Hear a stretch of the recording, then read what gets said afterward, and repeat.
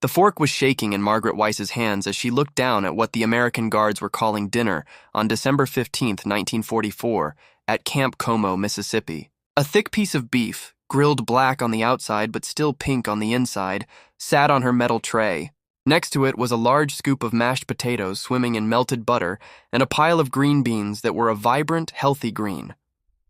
For 3 years as a communications operator in the Wehrmacht, she had lived on bread made with sawdust and a thin soup made from turnips. Now, as one of the less than 2,000 German women being held in American prisoner of war camps, she was looking at a meal that would have been a feast for a high-ranking Nazi Party official. "This can't be real," she whispered to her bunkmate, Helga Schmidt. Helga was sitting beside her, completely frozen, with tears silently rolling down her thin, hollow cheeks. "They are making fun of us. Tomorrow they will give us the garbage that we deserve."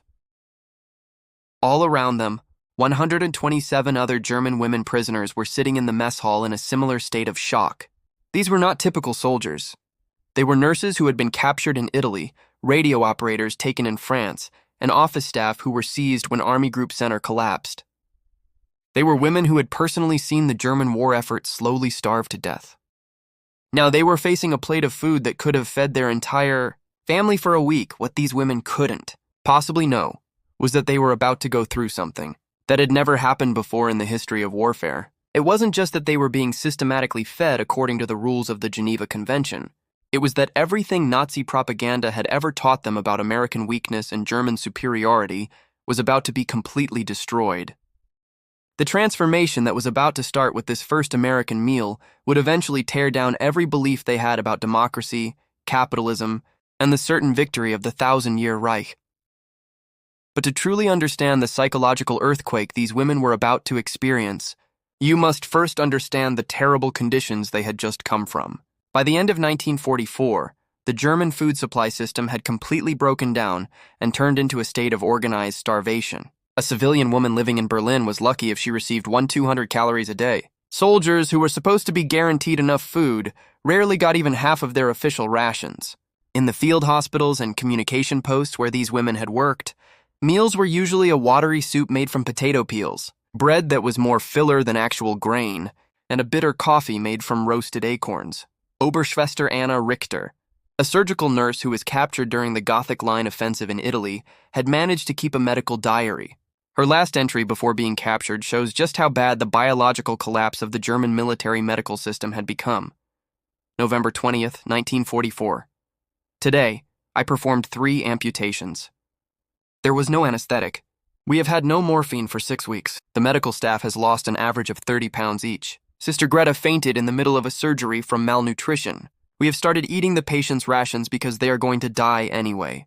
Our medical supplies are now just paper bandages and hope. When these women were captured or surrendered in different parts of Europe, they fully expected to be executed, or at the very least, to be starved in Allied prison camps. Their Nazi indoctrination had prepared them for the Americans to be brutal towards the master race. Instead, within just a few hours of being processed, they experienced something they could not understand. The American K rations that were given out at the collection points had more nutrition than a meal they had eaten in months. They contained real chocolate, processed meat that was actually made of meat, crackers that didn't have bugs in them, and instant coffee that tasted like real coffee. The trip to America on converted Liberty ships was the first systematic proof that everything they had been told about America's industrial power was wrong. These ships, which German naval intelligence had said were impossible to build as fast as was being reported, were carrying up to 15,000 prisoners a month across the Atlantic Ocean. The women saw that the merchant sailors on these ships ate fresh vegetables, drank real coffee with cream, and had meat with every single meal. They watched in horror as the American crew members threw away food they had barely even touched. Entire meals were tossed overboard without a second thought. Margaret Weiss, who would later write about her experiences in letters to her sister, described the journey. The American sailors were complaining because they had been served chicken 3 days in a row. Chicken! We had not seen a chicken in 2 years, and they were tired of eating it. One of the sailors threw a whole chocolate bar into the ocean because it had melted a little bit in his pocket. We fought with each other to try and grab it before it sank into the water. The casual way they wasted things showed us they had resources that were beyond our ability to even comprehend. The Norfolk Naval Base was the second great revelation. When the women got off the ships in January of 1945, they saw an America that Nazi propaganda had told them could not exist. They saw female dock workers, who German ideology said were only fit for housework, operating massive, complex machinery. These women were eating sandwiches that were thick with meat and cheese.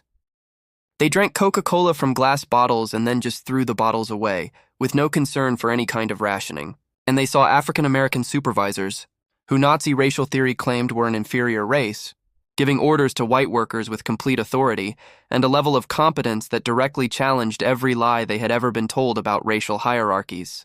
The medical processing station was the source of another profound shock. Every German woman was given a thorough health checkup, which revealed just how complete their nutritional collapse had been. On average, their weight was 25% below normal. Scurvy, pellagra, and beriberi, diseases caused by severe malnutrition, were widespread throughout the group. American military doctors, some of whom were Jewish doctors who had escaped from Germany in the 1930s, treated their conditions with no sign of hatred or desire for revenge. They gave them vitamins and nutritional supplements that had not been available in Germany for years. Major Sarah Patterson, who was the chief medical officer at the Norfolk processing station, wrote a report describing conditions that were more like those of concentration camp survivors than enemy soldiers. These women arrived in a state of systematic starvation, she wrote. They had bleeding gums, night blindness, and protein edema, conditions that we associate with famine, not with military service. We immediately put them on graduated feeding plans to avoid the dangers of refeeding syndrome. The irony was not lost on any of us that we were treating German military personnel better than the German government was treating its own people. The train ride to their internment camps was a 3-day deep dive into American abundance, an experience that would prove to be more destructive to Nazi ideology than any propaganda campaign could ever be. As the trains moved through the rich farmland of Virginia, the women pressed their faces to the windows, watching endless orchards full of apples pass by, even in the middle of winter. They saw dairy farms with large herds of cattle that all looked healthy and well-fed, and they saw massive grain silos that stood like giant cathedrals of plenty. Every small town they passed through had grocery stores with windows full of goods that had disappeared from German stores years ago.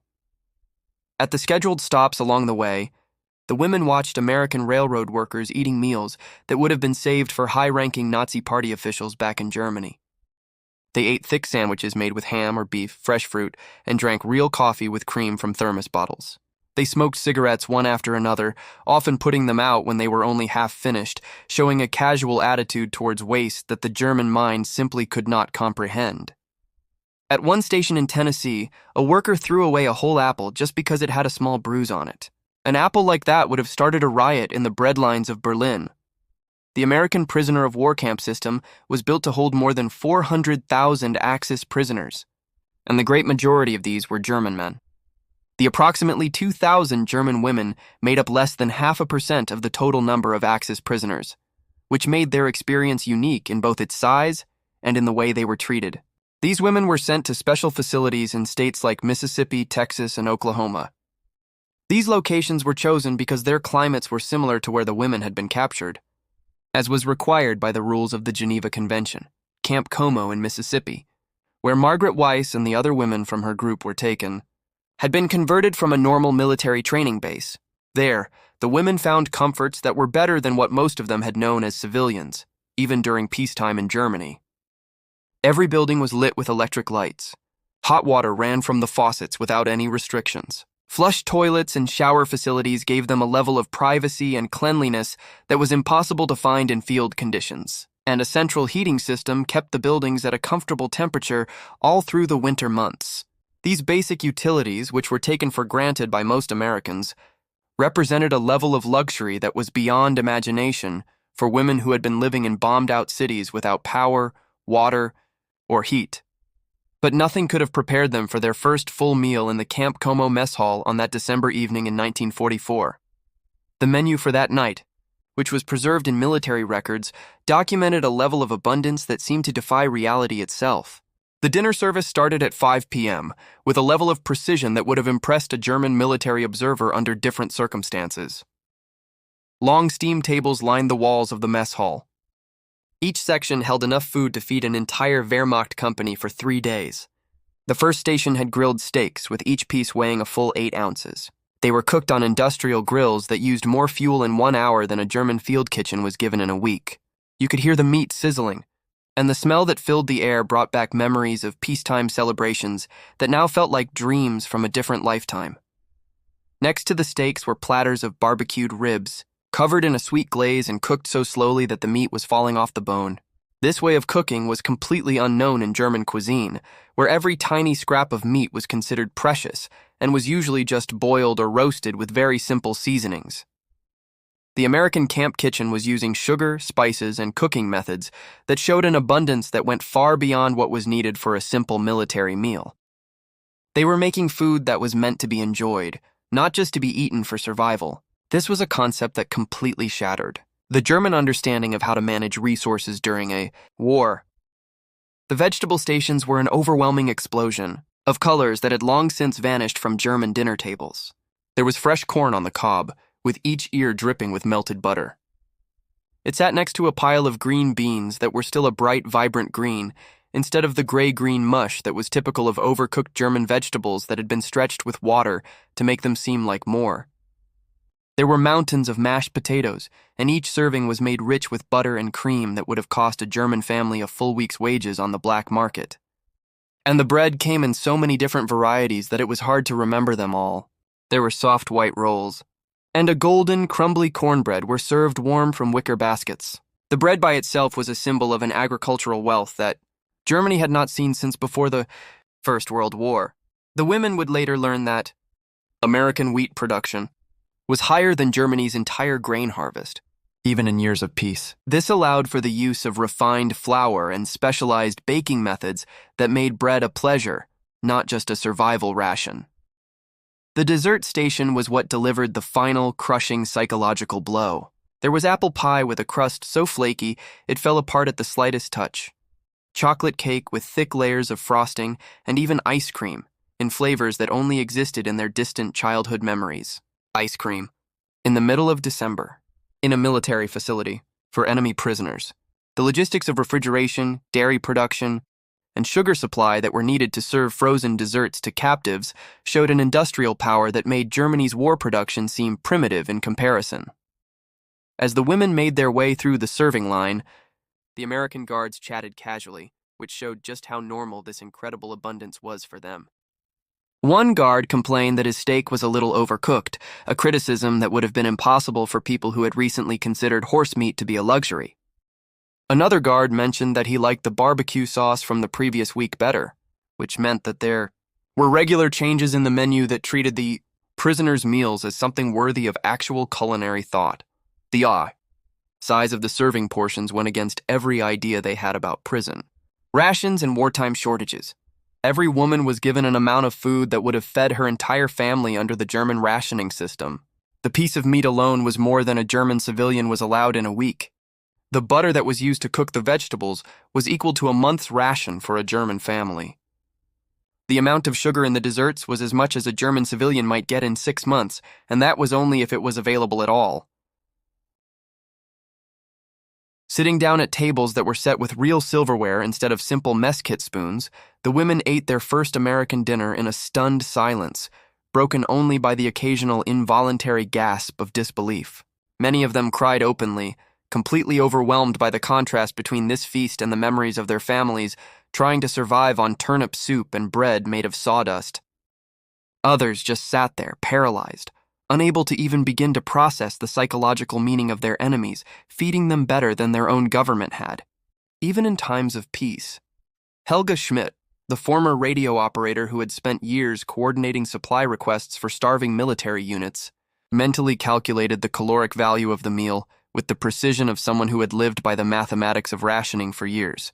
This one meal, she thought, has more calories than we were given in 3 full days during the Ardennes offensive. The butter on this plate alone represents 2 months of the civilian ration back home. If America can afford to feed its prisoners this way while fighting a war across the globe, what does that say about their real power? The camp mess hall served 400 prisoners in 2 separate shifts, meaning they prepared 800 individual meals that evening alone. The kitchen staff, who were mostly American servicewomen with some help from civilian workers, ran the entire operation with a mechanical efficiency that impressed the German women despite their emotional state. Industrial-sized dishwashers cleaned hundreds of plates an hour.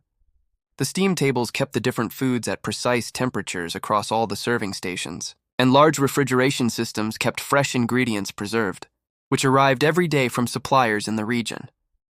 The way they disposed of the waste was perhaps the most shocking sign of American abundance. Whole portions of food that had been barely touched were scraped into garbage bins without a second thought. Bread rolls with only one bite taken out of them, steaks that had been cut into but not finished. Piles of vegetables that were left untouched because the prisoners' stomachs, which had been conditioned by years of poor nutrition, could not handle such rich food. The American staff treated all this waste as a normal, unavoidable part of the process, not as a tragedy. This showed a relationship with scarcity that the German mind simply could not understand. The kitchen's own records documented the daily food requirements needed to keep just this one camp running. 2,000 pounds of meat were delivered every week. 500 gallons of milk were consumed every day. Fresh produce arrived on railroad cars from farms that were operating without any fear of being bombed or having their goods seized by the government. The supply chain that made all this possible stretched across an entire continent, coordinating the production from dozens of different states just to make sure that enemy prisoners received better nutrition than German civilians. As the women tried to eat their large portions, their own physical reactions showed just how severe their previous starvation had been. The rich gravies made them feel nauseous, as their stomachs were only used to thin, watery broths. The vegetables, cooked with a lot of butter, caused digestive problems after months of fat-free diets. The intense sweetness of the desserts was overwhelming to palates that had forgotten what sugar even tasted like. Many of the women could only finish a small part of their meals, their bodies physically rejecting the abundance after having adapted to starvation for so long. The medical staff watched these first feeding sessions with a scientific curiosity, writing down the physiological effects of moving from extreme malnutrition to proper nutrition. The prisoners gained an average of 2 pounds per week during their first month in the camp. The symptoms of scurvy disappeared within just a few days of eating fresh vegetables that were rich in vitamin C. Night. Blindness was cured as their vitamin A deficiency was corrected by eating dairy products and yellow vegetables, which had been unavailable in Germany for years. The evening ended with a coffee service that brought one final cultural shock. It was real coffee, brewed from actual beans instead of acorn substitutes, and it was served with cream and sugar that were available without any limit. The rich aroma alone was enough to bring back memories of peacetime cafes and family get-togethers that now seemed like they belonged to another, impossibly distant lifetime. The American guards drank this coffee casually all through their shifts, treating it as a normal part of their day, while back in Germany, it had become the most valuable commodity on the black market. As the women walked back to their barracks that first evening, they started having conversations that would continue for the rest of their time in captivity and would shape their view of the world for decades to come. How could America possibly have this much of everything while fighting enemies on multiple continents at the same time? What did this reveal about the industrial power that they had been taught was weak and inferior? And the most unsettling question of all, if America could treat its enemy prisoners with this much generosity, what did that say about the true balance of power in the war? These psychological questions moved through the barracks like shockwaves. Margaret Weiss lay on her cot that first night, staring up at the ceiling. Her stomach was in knots from the rich food that her body no longer knew how to digest. All around her, 127 other German women were facing the same terrifying new reality. Every belief they had ever held about American weakness was being destroyed with each satisfying bite of food they had forced themselves to eat. In the darkness, whispered conversations began to completely change their understanding of the world. Anna Richter, the captured surgical nurse, was the first to speak. If they can feed us like we are royalty while their own men are fighting and dying overseas, what does that say about their resources? Her voice had the same clinical, precise tone of someone who was used to documenting impossible medical situations. But now, she was documenting the impossible abundance of their captors. Gertrude Hoffman was a communications specialist who had been in charge of supply lines across the collapsing Eastern Front. She knew better than anyone the reality of Germany's limited resources. She had spent months putting in requests for equipment that never showed up, asking for ammunition that didn't exist, and begging for medical supplies that had already been taken by units with higher priority. Now she was calculating American logistics with the same careful method she had once used to manage German shortages. "They served each of us 8 ounces of beef," she whispered to the women in the bunks near her. "Our entire communications battalion was given less meat in a month than this one camp uses in a single evening." The simple mathematics of American abundance went against every idea about wartime economics she had learned through 3 years of desperate, last-minute planning. Sleep was impossible for women whose bodies were both rejecting and desperately needing the nutrition they had just consumed. Many of them experienced what the camp's medical officers would later write about as refeeding syndrome, the physiological shock that happens when a starving body is given proper nutrition too quickly. Their stomachs cramped from fats they were no longer used to. Their digestive systems struggled to process proteins they had been denied for months. But underneath all the physical discomfort was a psychological transformation that was far more powerful than any bodily change. The second day began with a breakfast that continued their education in American industrial power. The mess hall opened at 6:30 a.m. with military precision, but the amount of food was still overwhelming. There were scrambled eggs cooked with real butter sitting next to strips of bacon that sizzled with a fat content that would have been impossible to find in Germany. Fresh orange juice, squeezed from fruit that had traveled thousands of miles from groves in Florida, provided the vitamin C that had long since disappeared from German diets when citrus imports were cut off. There were stacks of pancakes, and each one was bigger than the daily bread ration a German civilian would receive if they were lucky. Maple syrup was poured freely, a luxury product that showed America had the ability to use its agricultural resources for pleasure, not just for survival. The syrup alone represented a use of sugar that was more than a German civilian was allowed in a month. And yet, it was given out to enemy prisoners without being measured or limited. The coffee service continued the psychological attack on their German beliefs. Real coffee beans were roasted and ground fresh every day, producing a drink that reminded the women of peacetime cafes and family celebrations. The American guards drank this coffee all day long, treating as normal what had become Germany's most sought-after black market item. The casual way they wasted half-finished cups showed a relationship with scarcity that the German mind could not understand, but it was the American women who were serving the meals that perhaps delivered the most damaging blow to Nazi ideology. These were not the weak, spoiled creatures that German propaganda had shown them. They were competent professionals who ran complex food service operations while also maintaining military discipline. They operated industrial-sized kitchen equipment with skill. They coordinated supply chains that stretched across continents, and they showed an organizational ability that was better than what many German officers had been able to achieve. Sergeant Mary O'Sullivan, the woman in charge of food services, supervised the meal preparations with an efficiency that impressed even the most critical German observers. She managed inventory systems that kept track of thousands of individual items. She coordinated delivery schedules to make sure fresh ingredients arrived daily, and she maintained a standard of quality that treated the prisoners' meals as something worthy of professional attention. Her casual competence challenged every single assumption about the capabilities of women that Nazi ideology had drilled into them. Ideology had promoted. The conversations in the serving line revealed American attitudes that were the complete opposite of German expectations about racial hierarchy and the organization of society. African-American kitchen staff worked right alongside white personnel without the kind of segregation and tension that the German prisoners had been taught to expect. They showed great technical skill with complex equipment. They supervised white subordinates when their rank required it, and they had professional working relationships that defied all of the Nazi theories about racial incompatibility. Private Dorothy Washington, who operated the industrial dishwashing system, managed a piece of equipment that was more sophisticated than anything the German women had ever seen in their own military service. She maintained exact temperatures, managed the chemical cleaning processes, and washed hundreds of dishes per hour with perfect mechanical precision. Her expertise not only challenged their assumptions about racial capabilities, but it also demonstrated a level of American technological advancement that made German military equipment seem primitive by comparison.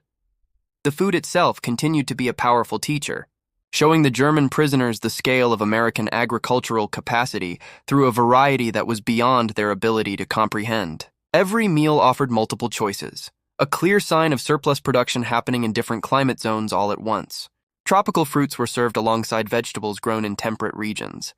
Dairy products from the northern states were combined with grain products from the prairie states. The level of coordination needed to bring all of this variety to a single military facility showed a logistical power that was far beyond anything Germany had ever achieved. The lunch service introduced the German women to the American idea of casual dining, a concept that challenged their understanding of how military food should be prepared. Hamburgers, which were unknown in German cuisine, were a perfect example of American innovation, combining several different food groups into one convenient meal. The ground beef patties alone contained more meat than a German soldier was given in a week. The fresh lettuce, tomatoes, and onions were vegetables that had disappeared from German markets long ago. The slices of cheese represented a level of dairy production that was greater than Germany's capacity, even in peacetime. The French fries were made from potatoes that would be thrown out if they had even the smallest spot on them, which revealed an agricultural standard that saw imperfection as waste instead of accepting it out of necessity. The oil used to fry them was a quantity of fat that would have supplied a German family's cooking needs for months, and the salt used for seasoning was sprinkled on without being measured, a clear sign of mineral resources that German forces had been unable to get for their own field kitchens. The choice of drinks also challenged the German understanding of how to manage resources during a war. Coca-Cola was served in glass bottles that were simply thrown away after being used once. This represented an industrial capacity that was being used for luxury production, even in the middle of a total war.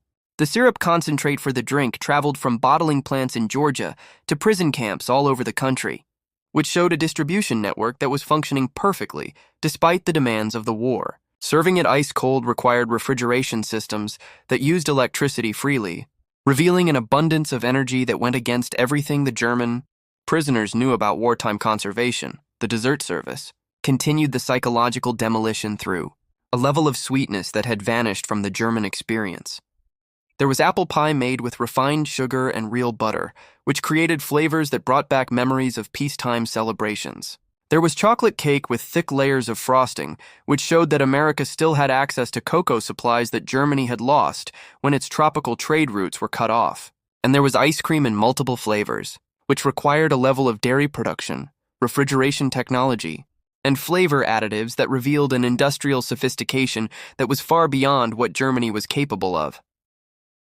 The German women's reactions changed over time, from initial overwhelming shock to a more systematic analysis as they tried to understand the meaning of what they were seeing. Oberschwester Lisa Becker, who had been in charge of supply requests for field hospitals, began to calculate the economic resources that would be needed to support this level of abundance. Her training in medical logistics gave her a way to understand how resources were managed. But the American patterns of consumption went against every model she had ever learned. Every single meal they serve us here represents enough resources to keep a German field hospital running for a week, she quietly told her bunkmates. The amount of butter they use in one day is equal to what I would have requested for an entire month for our surgical patients. And yet they are providing this to prisoners, with no apparent stress on their supply systems. What kind of industrial capacity makes this kind of casual abundance possible during a global war? Her calculations revealed uncomfortable truths about the relative power of the two warring nations. If America could maintain these levels of consumption while also supporting military operations in multiple theaters, while also shipping supplies to its European allies, and while also keeping civilian morale high with adequate rationing, then all of the German intelligence reports on America's capacity had been catastrophically wrong. The third day brought changes in the menu that showed American abundance through the power of choice, not just through sheer quantity. There were multiple protein options, which allowed the prisoners to choose what they preferred, a concept that had disappeared from German life when rationing eliminated all alternatives. Beef, pork, chicken, and fish were all available at the same time, which required supply chains that could coordinate production from many different agricultural sectors. The vegetable choices included produce from different climate zones, all served at the same meal. Crops from the north were served alongside southern specialties. Root vegetables from the prairie farms were combined with leafy greens from the coastal regions. The logistics needed to deliver this kind of variety revealed a transportation network that was functioning efficiently, despite the wartime fuel restrictions that had crippled Germany's own distribution systems. The bread service was another demonstration of America's massive wheat production, with different varieties that showed different agricultural techniques. There was white bread made from refined flour, which stood in contrast to whole grain options that kept their nutritional value. There were sweetbreads that included sugar and eggs, ingredients that would have been impossible to get in Germany. The casual availability of multiple types of bread revealed an agricultural surplus that was greater than Germany's production, even in years of peace. The dairy products were available in forms that challenged the German understanding of food processing technology. There was pasteurized milk that stayed fresh without the kind of advanced refrigeration systems that German facilities could not support. The different varieties of cheese showed preservation methods that made them last longer while keeping their nutritional value, and fresh butter appeared daily, which required a level of dairy production that was more than entire German districts could manage. The serving procedures themselves were a lesson for the German prisoners in American efficiency, using methods that maximized food safety while minimizing waste. Temperature control systems kept multiple types of food at their ideal conditions at the same time. Portion control machines made sure every serving was consistent, while still allowing for individual preferences. And the sanitation rules prevented the spread of germs through chemical processes that German facilities were not able to implement. The rotation of the kitchen staff was a demonstration of American personnel management, with systems that kept the quality of service high no matter who was working. Training programs made sure that the food was prepared in the same way across multiple shifts, and a clear supervisory structure prevented mistakes while keeping production on schedule. These organizational methods showed a level of management, skill that was better than German military administration. In most similar situations, the quality control standards impressed the German observers with rules that treated the meals of prisoners as something worthy of professional attention. The food's temperature was constantly monitored to ensure it was served in the best condition. Appearance standards meant that items with even small cosmetic flaws were rejected, and taste testing was done to make sure the flavor was consistent across large batches of food.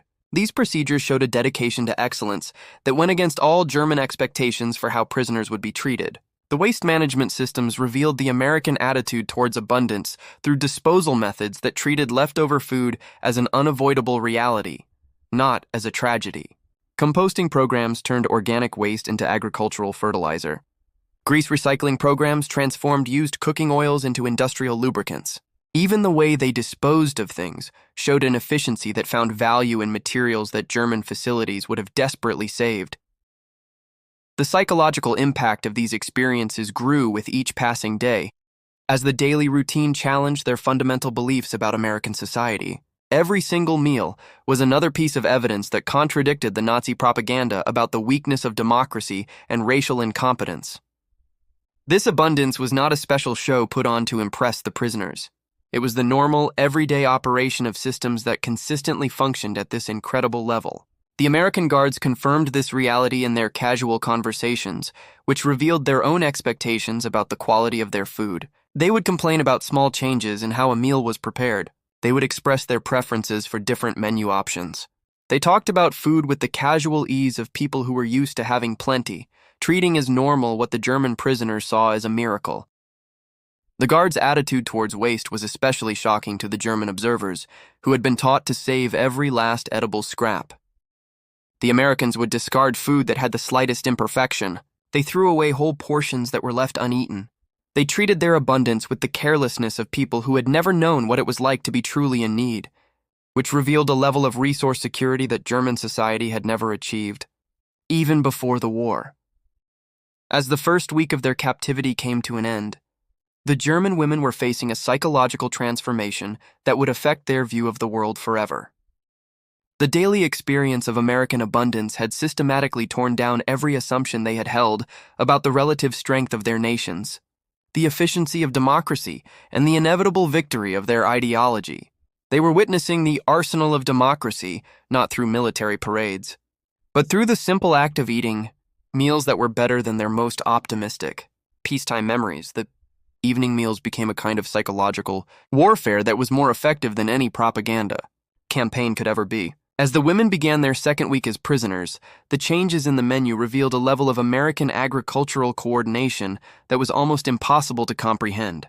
Tuesday's dinner was grilled chicken seasoned with herbs that had traveled from farms in California. Wednesday featured pork chops covered in a sweet glaze that required an amount of sugar greater than a German civilian's monthly ration. Thursday's fish dinner featured seafood that had been caught, processed, and shipped from coastal waters to their inland camp within just a few days of being harvested. Each of these protein choices required a supply chain that could coordinate production across thousands of miles without any apparent difficulty. The chicken farms that supplied these meals operated on a scale that made German agricultural facilities look tiny. A single American poultry operation could produce more meat in a week than entire German provinces could in a month. The processing plants that prepared these products used technologies that German industry had never developed, even in times of peace. The psychological transformation was now complete and irreversible. These 2,000 German women would one day return to their devastated homeland, and they would carry with them a knowledge that would reshape an entire generation's understanding of American power. They had witnessed democracy's greatest weapon, not in its bombers or its battleships, but in its mess halls. Every steak had been an argument against Nazi ideology. Every barbecued rib had demolished the propaganda about American weakness. They had arrived as firm believers in German superiority, and they would leave as witnesses to an abundance that was beyond their wildest imagination. In their transformation lay the seeds of reconciliation and the foundation for a lasting peace between two former enemies.